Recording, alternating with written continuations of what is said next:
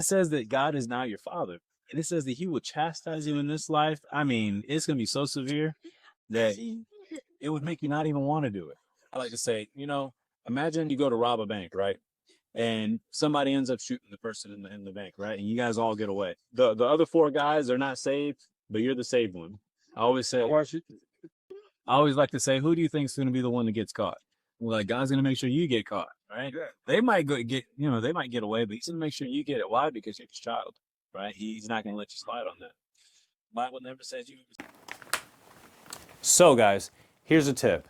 If you're running into an issue with someone who's having trouble with once saved, always saved, one of the things that I like to bring up is the fact that God chastises his children.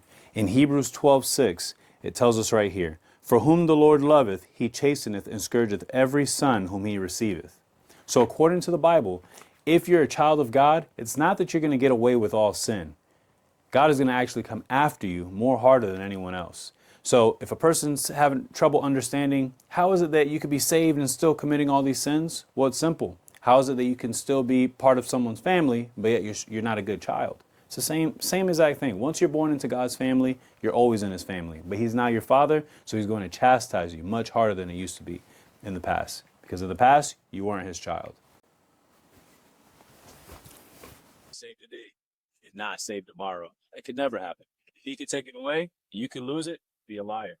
Now, notice what he says here, because he makes it clear as day in this verse. This is my favorite verse right here. This is John 10:28. Jesus says, "And I give unto them eternal life," here's his promise, "and they shall never perish. Neither shall any man pluck them out of my hand.